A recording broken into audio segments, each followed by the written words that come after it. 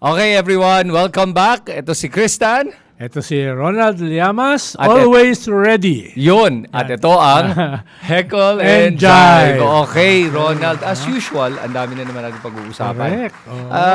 Saan ba tayo mag-uumpisa Hindi ngayon? umuho pa no? Hindi, Kala mo magpahinga kaunti. Wala Lalo eh. na impeachment ay napaka extra proceduralized, di ba? Na procedure. Ang daming Oo. delay tactics. Diba? Oo. Call it what it is. So, Oo. anong masasabi Dami mo? pa mga, ngayon wala na rinig yan, daming stipulations. Oo, di ba? Stipulations, no? Kaya inaral ko na nga ano ibig sabihin na stipulation. Ano ba itong stipulation na Tapos ang palagi? daming AR, di ba? AR. Oo.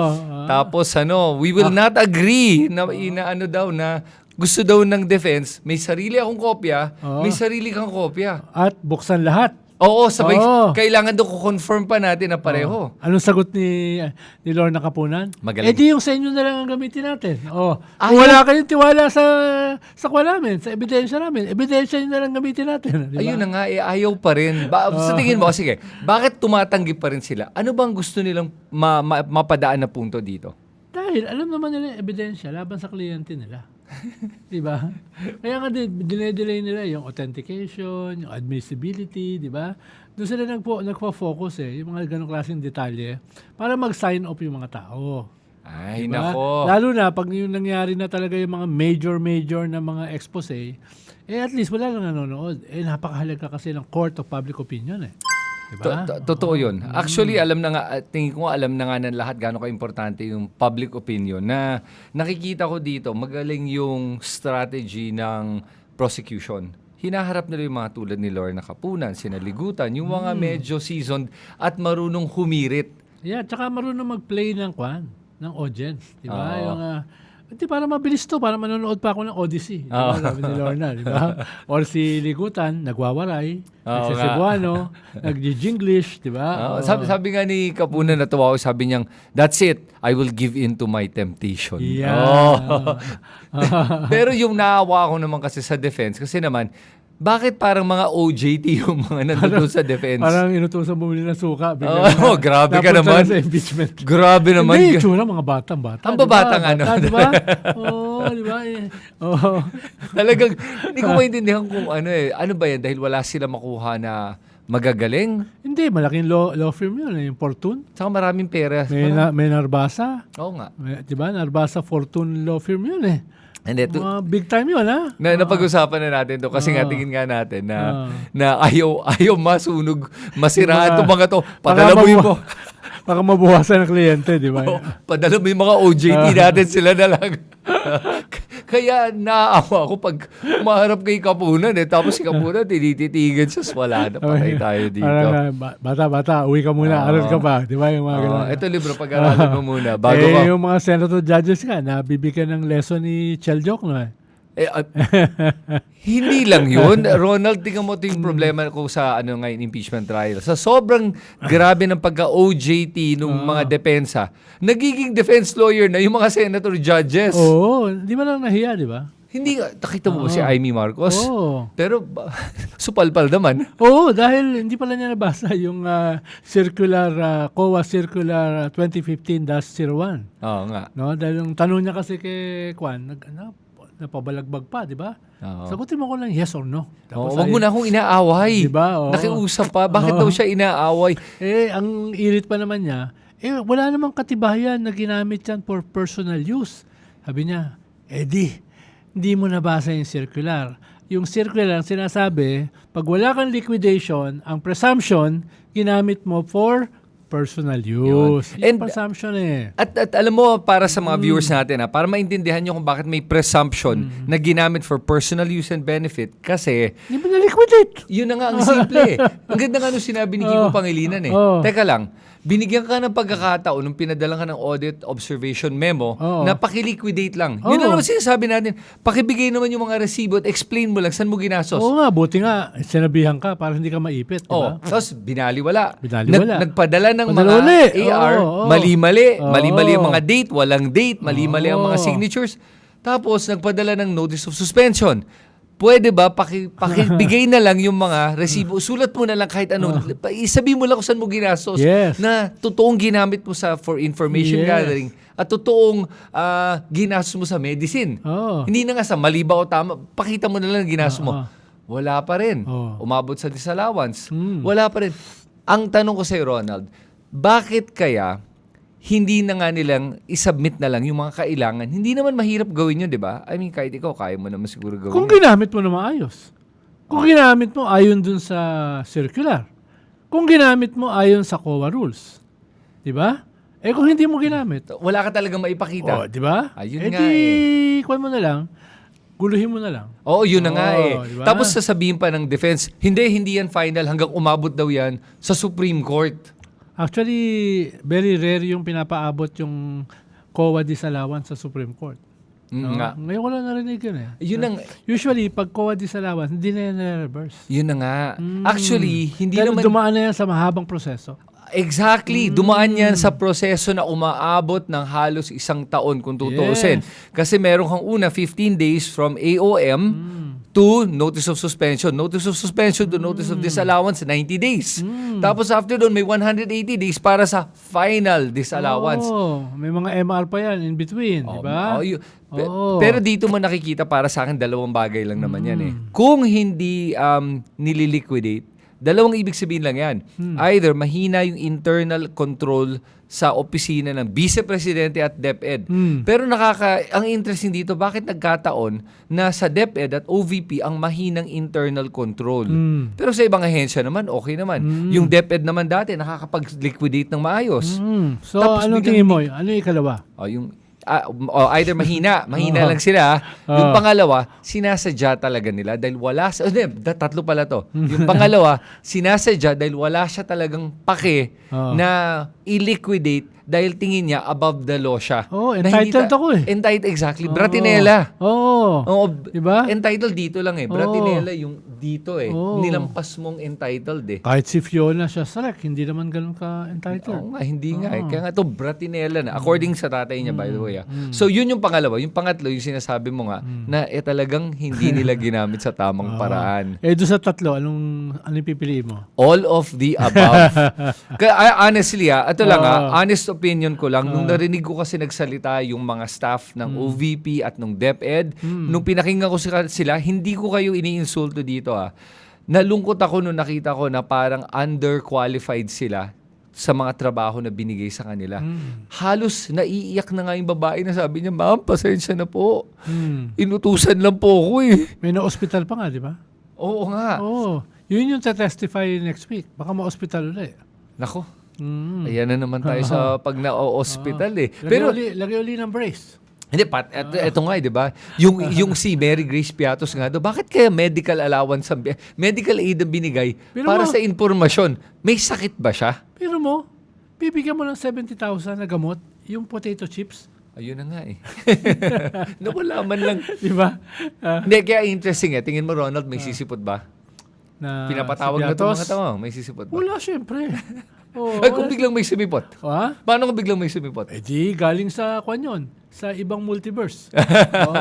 Hindi. Dahil walang kwan eh. Hindi. Walang birth certificate. Hindi, okay. Walang marriage certificate. Walang death certificate. Walang kahit anong certificate. So, saan ang galing yun? Either sa ibang planeta o sa ibang multiverse. Okay. Hindi, ang pinapalabas ko, paano kung biglang sinabi, let's say for example, biglang sumipot ako. Tapos sinabi ko, ako si Mary Grace Piatos. Di, yari ka.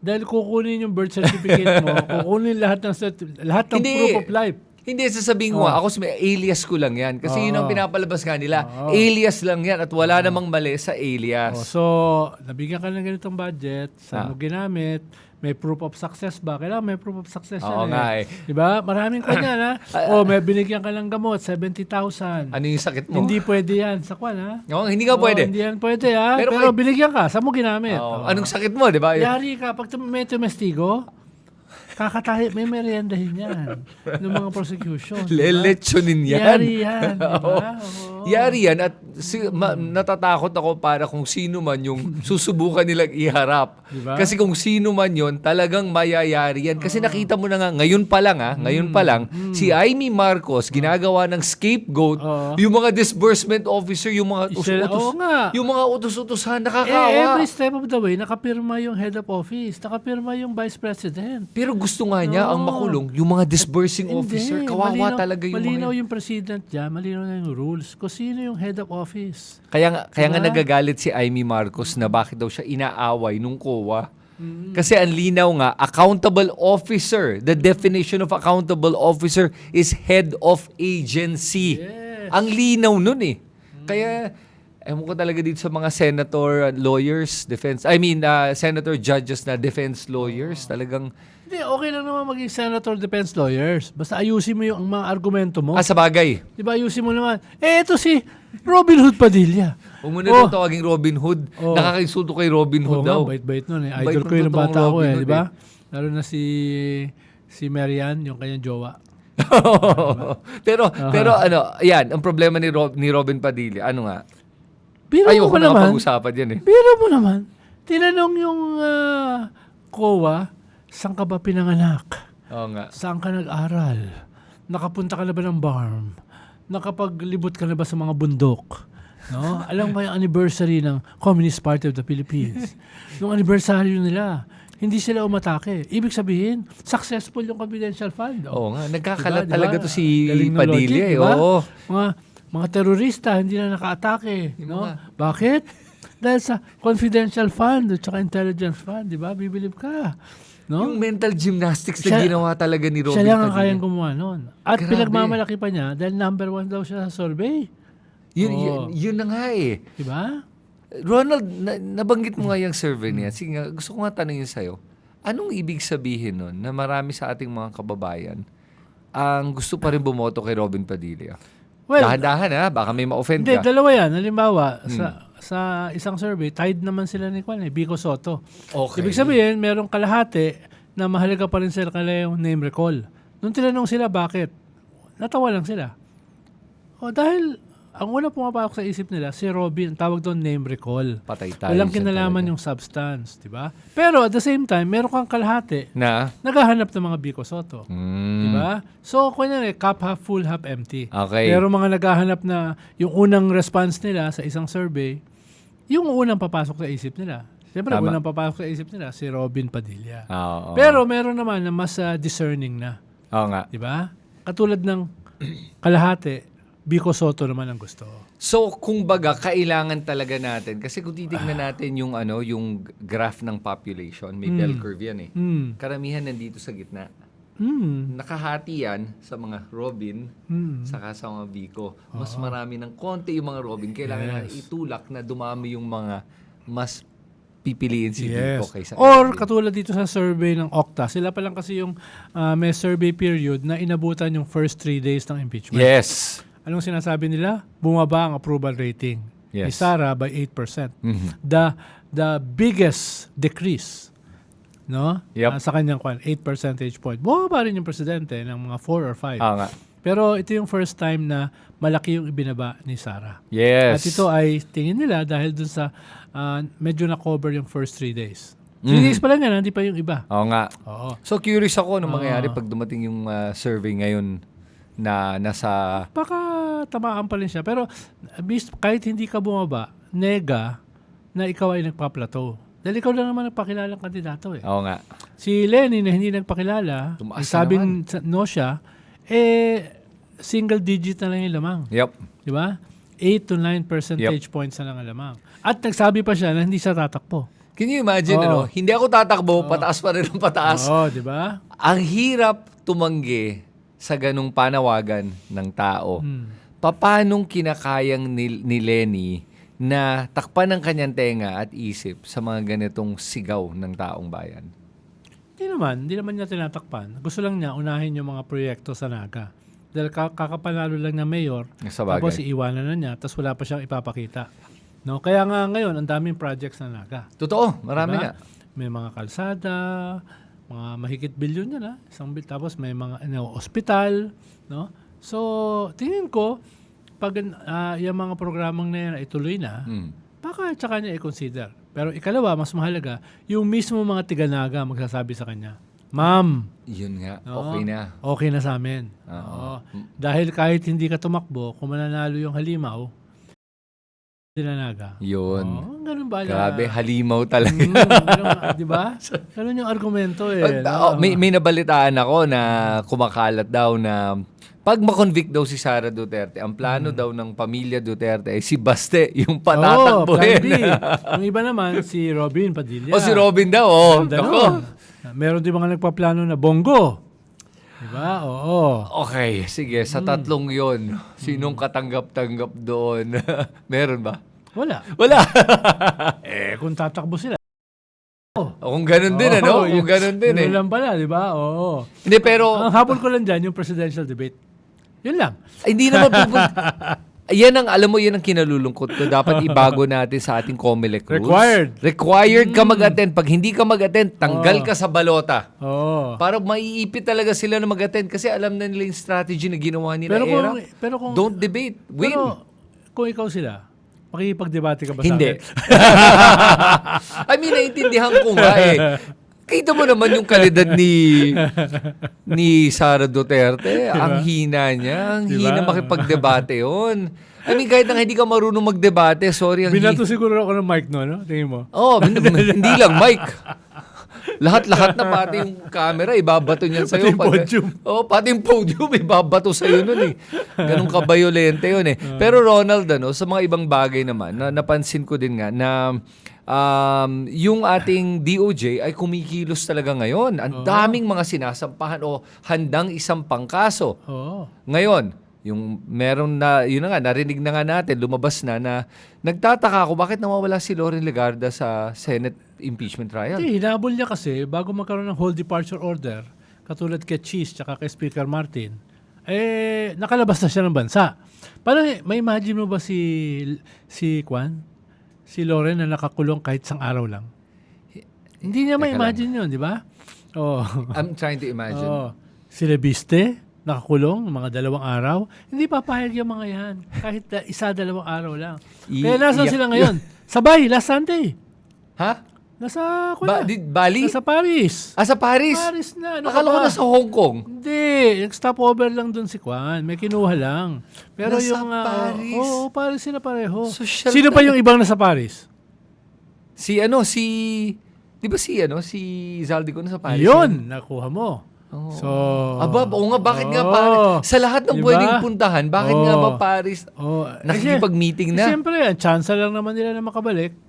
At saka may ano lang ang chance nila makabalik? Pag na-extradite sila? Hindi. Ano? Pag bumagsak ang gobyerno. Diba? Yun lang ang chance nila para makabalik. Kaya dapat lahat ng mga like minds, birds of the same feather, mag-uusap. Diba? Mag-uusap. Wala naman ako naisip pahiwatig. Diba? Pero Ronald, tingnan mo, if that's the case, kung nasa Paris na sila, dapat pumunta na rin si Harry Roque.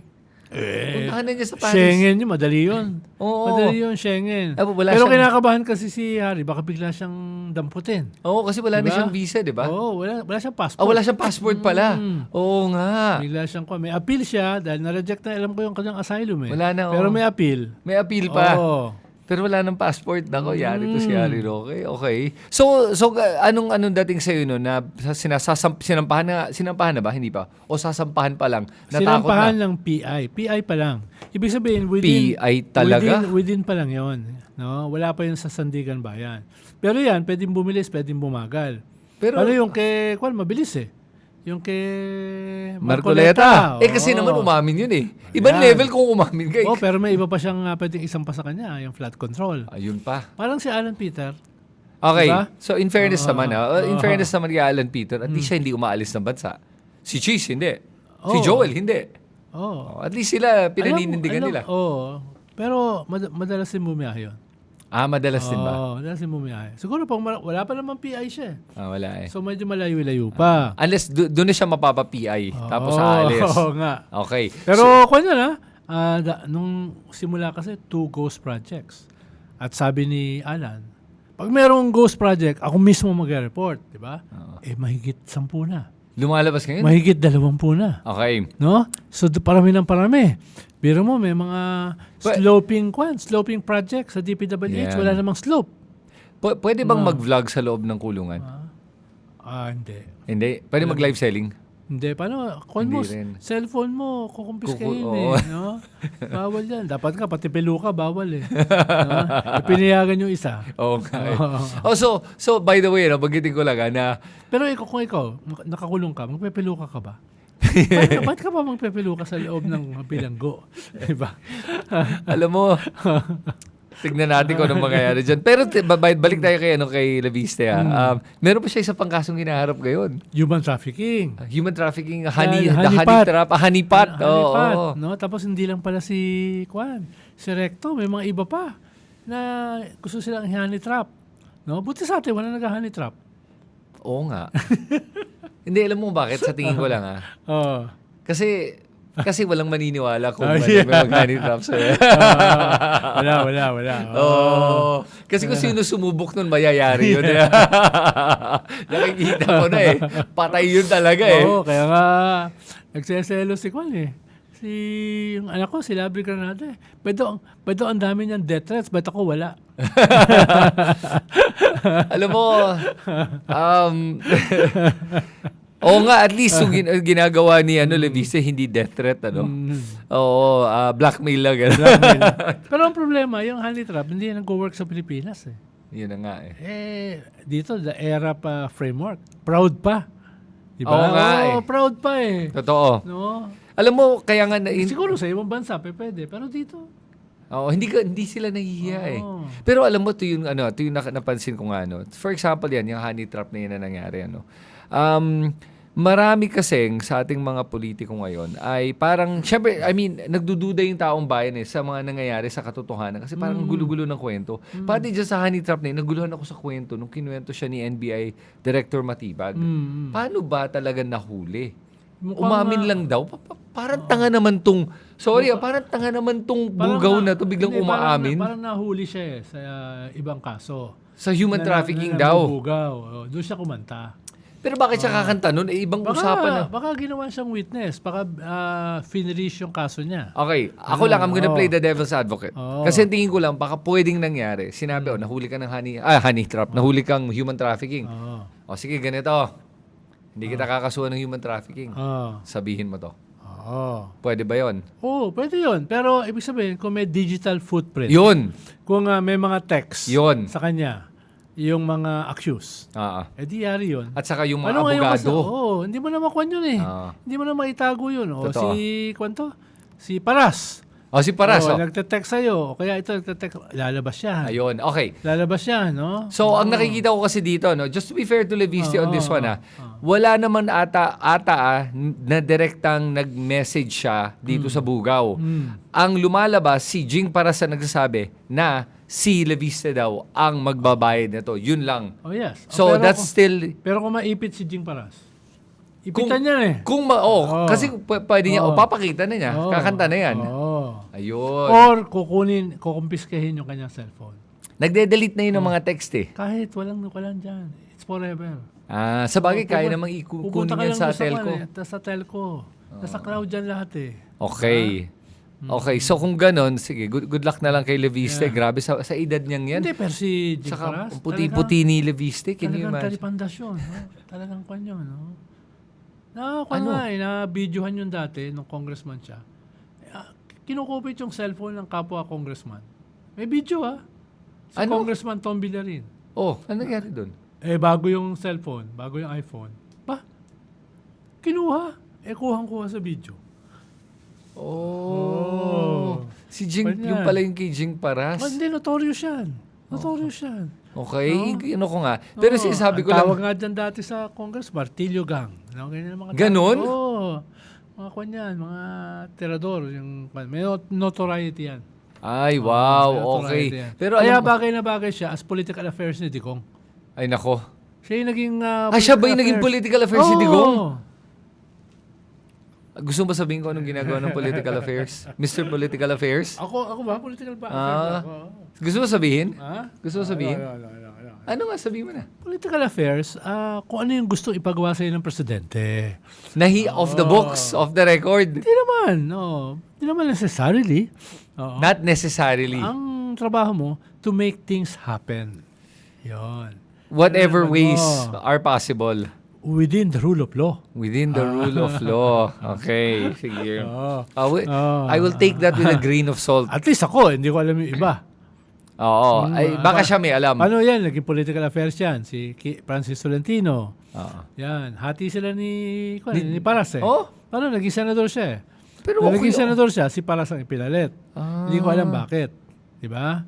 Yung kay GMA noon, matalino yun. Si Gabi Claudio. Oo. Si Claudio, magaling yun. Yung kay ERAP, si Lito Banayo. Oh. No? So, yung mga iba naman, may mga ako naman. Matatalino naman. Mas matalino kaya sa akin. Nako. Oo. Paano ba to? Okay.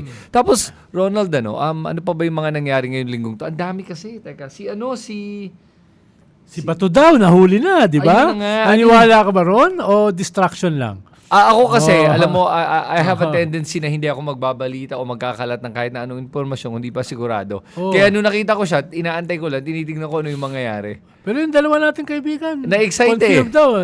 May bubuit daw nagsabi sa kanila. Sabi ko, Ayan sino na kaya ang ang bubuit problema mo? sa mga Ako Tweety kasi, birds na yan nung nabalitaan ko, sabi ko kagad, fake news. At least sinabi ko kagad. Nung mismong hapon na lumabas yun. Okay. Sinabi ko kagad na fake news yan. Hindi Okay. yan totoo. No? Pag ganun, Ang problema, yung dalawa nating kaibigan, may Tweety birds. Oo nga, wala akong Tweety bird eh. May Big Bird. Okay, pwede. Wala akong Tweety bird. Paborito ko lang. yan, si Big Bird. Sa Sesame Street. Oo, di ba? Oo, palaging meron siyang Mr. Snuffleupagus Oo. na hindi mo nakikita. Hindi mo nakikita. Hindi mo alam Legend. kung sino. Legend. Oo. Palaging ang problema andyan sa dyan. mga natin, senador, believes their own legend. No? Ayun. Yun naman. Ayun nga eh. Talo pa si Slopanopagos. Slopanopagos. Alam mo, sabi ko sa'yo, Ronald, yung mga viewers natin, alam nila kung sino si Mr. Snuffleupagus. Panahon natin yan eh. Si ba yung partner ni Bernie? Bert. Si Bert. Ernie, hindi Bernie. Oh, si Ernie and di Bert. ba? Parang yung ulo ni Bernie, ni Ernie, kaparas ng ulo ko, di ba? Pahaba. Hindi, si Bert yun. Si Bert. O si Ernie yung may buhok. Si Ernie tulad may ko. buhok. Si Ernie yung aking kwan. Baka dapat, Hindi mo nakita yung aking kwan, Ernie? Ah! Naka-AK-47? Bert dapat sa'yo. Dapat naka-AK-47. Bert. Si Christian kasi may gawa nun eh. Dapat, Tapos may gumawa ng stuffed toy. na parang kamukha ni Bert. Pero may nilagyan ng konting bigote. Nilagyan ng konting bigote. Uy, pwede. Tapos may hawak na mic, ganito. Yung isa ng version naman, may hawak na AK. Mas bagay sa'yo yung mic na lang. Ang wala yung may hawak na DVD. Yung DVD. Ronald, ano tingin mong mangyayari sa mga susunod na araw ngayon na bumaliktad na yung 4 sa 8? 4 to sa 14 o 4 sa 8? 4 sa 8. Sa 8 na... Teka, kasi may... Gagamitin ng ombudsman labang kay Speaker Martin. Ano tingin mo mangyayari ngayon sa kaso na hinaharap ni Martin? Siyempre, hihina yun. Okay. Diba? Mahina na nga para sa kanila dahil yung 8 kinuha doon sa 18. Na medyo Yun na nga. nagka-problema yung testimony dahil nga may dagdag bawas. Tapos ito pang 8, nabawasan pa ng 4. So, baka durugin yan, no? Pag dating sa korte. Okay, kasi yun yung nakikita kong problema doon sa mga 18 bodyguards. Hindi ka natawagin Marines, tama, kasi marami naman sila sa kanila, hindi naman Marines. Insulto sila. Pero ngayon bumaliktad na sila kasi nga daw pinangakuan sila, kaya hindi daw matutupad, kaya ayaw na daw nila. Ibig sabihin, bumaliktad sila dahil nawala yung pangako. Yung pangako. Ang inaasahan ko kasi, ang gagamiting evidence, si Bonoan, kaya ginawang state witness. Pero mukhang hindi rin eh. Dahil binabawi na yung state witness status ni Bonoan. Hindi. Sino nagbabawi? Sino bumabawi nun? Baka yung DOJ. No? Kasi ang nakita ko baka yung naman, ombudsman. No? ito yung problema na nakikita ko. Kasi, ombudsman kasi nagsabi na kukunin namin siyang state witness. pero yung korte ata sinasabi hindi siya pwede mag-state witness. At the same time, itong korteng to is the same one na nagpalaya lang kay Bong Revilla. Pero in fairness, tatlo sila. Yung chair, Na sinabi, bumoto, hindi pwede. Hindi pwede. Yung dalawa, Oo. bumoto na Dahil weak daw yung evidence. Yun na nga ang nakakatakot dito eh. Binigay yung pera cash. Binigay No, ang sabi, wala daw digital footprint. Pambihira, anong klaseng digital? cash nga Kaya nga eh. Cash nga, di ba? Hindi naman yan Bitcoin. Oo nga. Kahit nga ang Bitcoin, merong kwan yan Oo. Di ba? O, kahit- Pero oo. yun yung nakakalungkot sa ating korte Oo. at sa mga hukom natin. Parang hindi ba nila alam na ang karamihan ng korupsyon ay cash. Matagal nang ganun ang usapan. Tapos yung sabihin nila, dahil cash, wala tayong digital footprint. Talagang wala. Kaya nga, Cash kinakash nga. Unless ikaw si Duterte, na malakas ang loob, pakideposit yung 100 million sa bank account every month, every 2 weeks. diba? Kasi walang huhuli sa atin. Oo. Yan ang pinagkaiba. Kung pangalan mo hindi Duterte, cash ka lang. Oo. Di ba? Pero yon sinasabing weak ang evidence.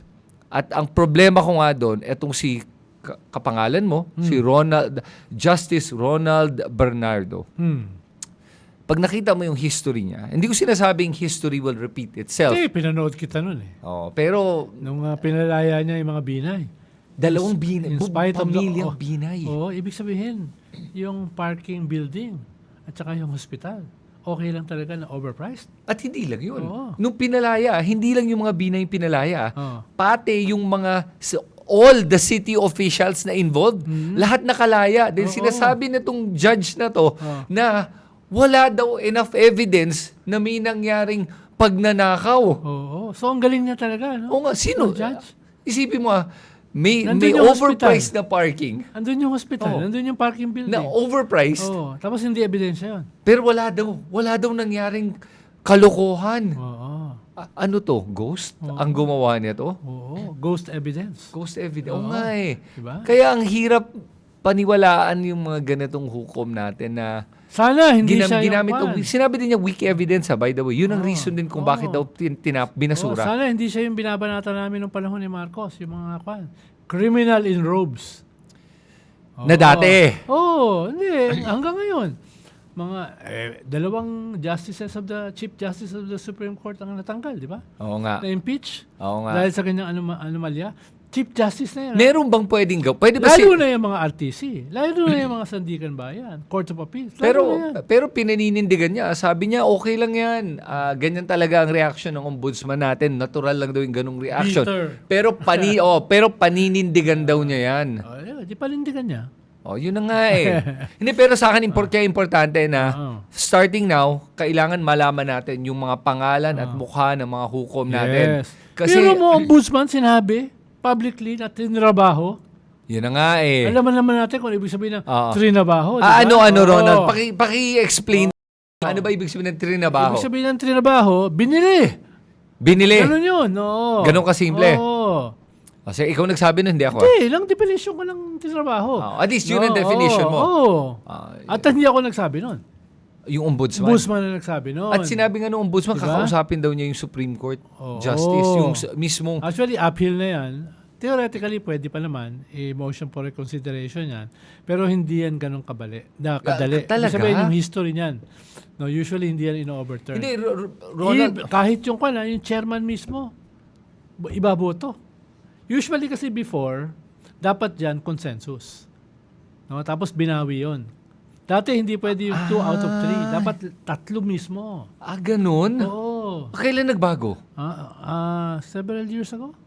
Tapos... Hindi ganun katagal. Wow! Okay, so may mga anomalya ako nakikita dito sa nangyari kay Bong Revilla. Unang-una, siya lang ang nakapag-bail. Number 1. yung mga accused. Akusado, hindi. Oo, hindi. Okay. Oo. Pangalawa, Tsaka, bakit mo bibigyan ng bail yan? Hindi pa nga nagsosoli ng 140 million ba yun?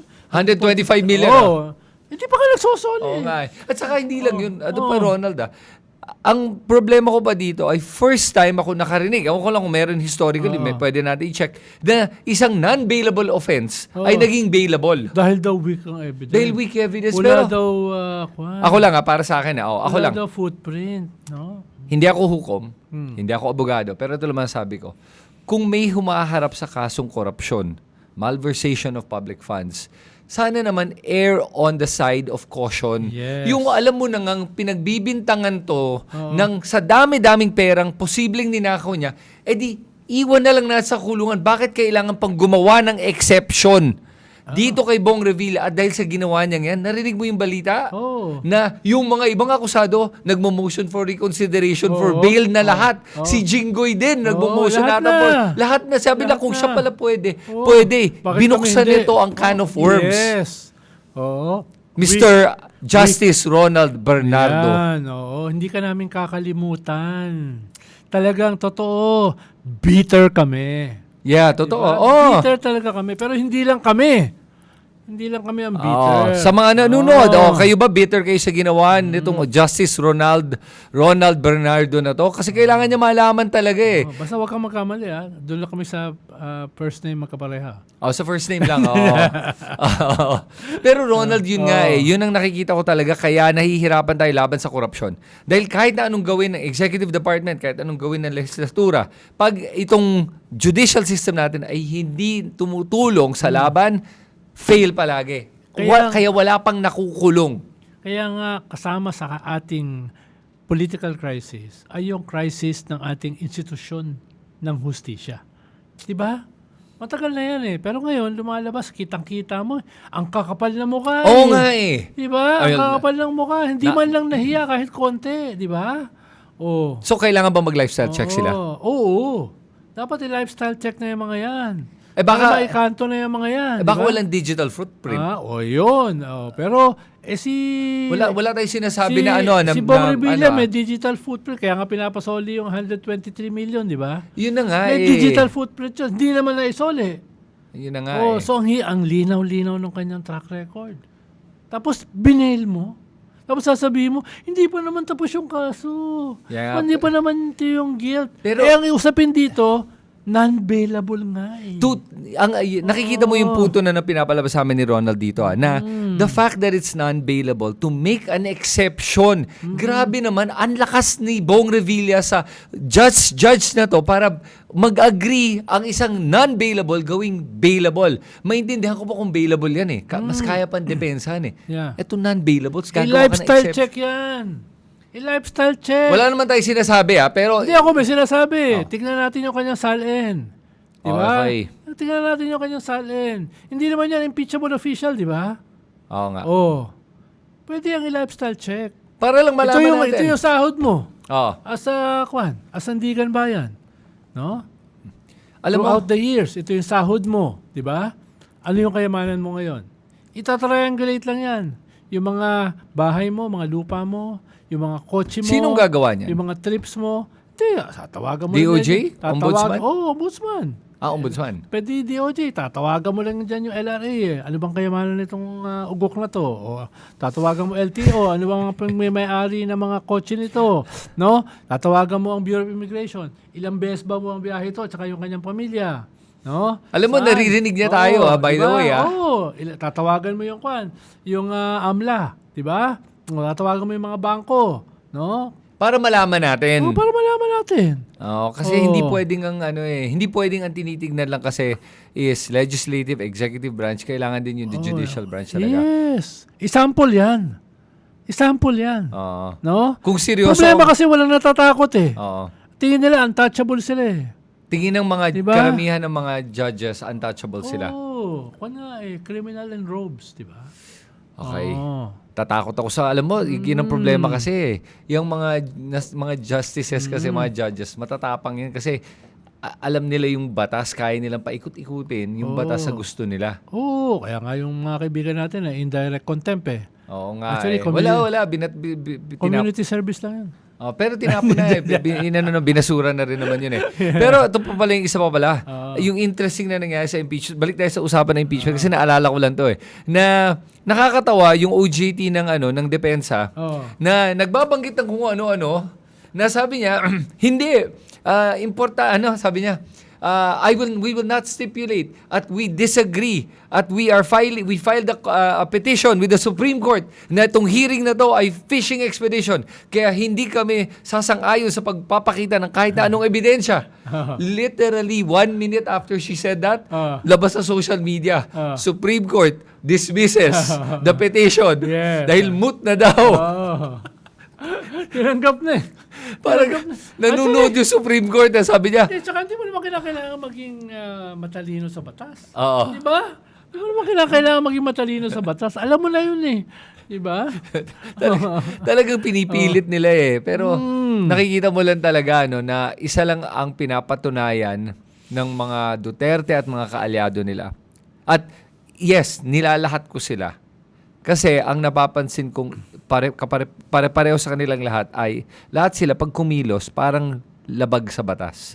Lahat sila pag kumilos parang tingin nila above the law sila. O sila yung law eh. Ayun nga. Oo, tingin nila eh. Na kaya nilang gawin ng kahit na anong gusto nila. Dapat mag-sample din dyan. Magsasample din saan? Yung mga ganyan, nakakasuhan. Diba? Hindi, sino? Yung hindi naman yung mga abogado, di ba? Hindi naman yung sinasabi mo, di ba? Hindi. Yung Abogado lang naman sila eh. Ginagawa lang naman trabaho hindi nila. Hindi sila. O, saka mukhang mababait naman itong mga to. Nagtatrabaho lang, nagne-negosyo lang. Oo nga. Hanap buhay lang, di ba? Hanap buhay lang. I mean, makawa naman tayo. Kailangan naman lang trabaho. At may karapatan naman na makakuha ng abogado si Duterte. Sinasabi lang naman natin, galing-galingan ng konti, di ba? Para hindi Dahil talong-talo sila ng mga defense senator lawyers eh. Oo nga. Pero hindi hindi lahat ng senator defense lawyers. Lalo na si Mr. Neutral. Si Mr. Yun, alam mo, ito pala, babanggitin, since binanggit mo Si Mr. Neutral. Diba? Alam mo, para magsabi kang Mr. na dapat neutral. Tawagin mo yung sarili mo neutral. Bihira ka talaga. Ibig sabihin from the very start, hindi, di ba? Yun na nga. At least naman kung gagawin mo yun, subukan mo man lang umarte na neutral ka. Tinawag mo nga yung sarili mo na ambassador of Jesus Christ eh. Tapos ngayon sabihin mo, ngayon pa, Mr. Neutral ka naman, di ba? Mr. Neutral baka neuter. Neuter. Alam mo, Ronald, basta ako, siya lang nagsasabi yun, ha? Ako, tinatawag ko lang naman siya vlogger. Wala naman masama. Ano yung vlogger? Sounds like neutral, neuter. Yun lang naman. Ikaw nagsabi ng neuter, ha? Kung hindi nyo alam ang neuter, look it up. Okay. Sige. Pero Ronald, sige. Tapusin na lang natin ang ating usapan dito sa ganito.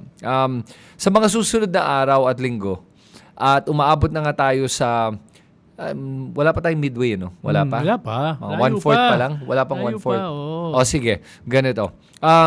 Tingin mo ba, ano ang kailangan pa o ang maipapakita sa mga susunod na araw at linggo? Ngayon na napakita na totoong nag-withdraw ng pera, kinonfirm na mali-mali yung mga sinambit na liquidation. Kumbaga walang liquidation. At ano yung susunod? Ano pwedeng expect na next tao? week kasi, may mga testigo na.